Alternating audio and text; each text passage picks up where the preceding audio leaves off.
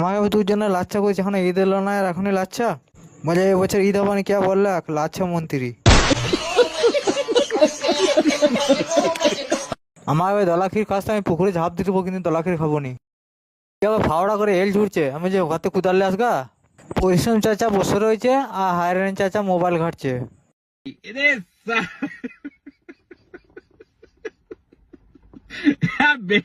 ই আবার লগনে চাবি খাইতে চলে আছে, ওরা লগন ধরে তো পাবাক না। ই আবার একটা ঘর থেকে উস কাটিলি আর বগলটা কুমড়ো ছিল। এরা দুই নম্বর অনেকক্ষণ বসে রয়েছে, কখন পাতা দিবে।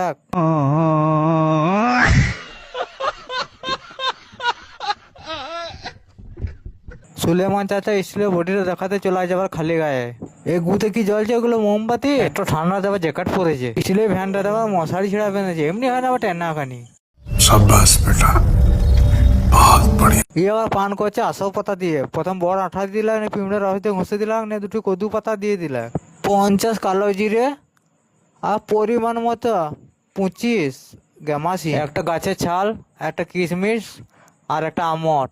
এবারে 4টা বাখর দিলাক। নে ভাই তুমি এবার মুখে ভরে লাও। আমি বগলে করে ঝুলিয়ে 4টা মিষ্টি নিয়ে আসছিলাম। আমি মাঝিরা কাজে গেছি, খই মুড়িটা খাবো কিসে, গামলা আনতে ভুলে গেছি। বলে আমরা যে গামলাটা ভোগ বিলি করি সেই গামলাটা তুমি লাও গা, পাঠা পাঠা গন্ধ করবানি।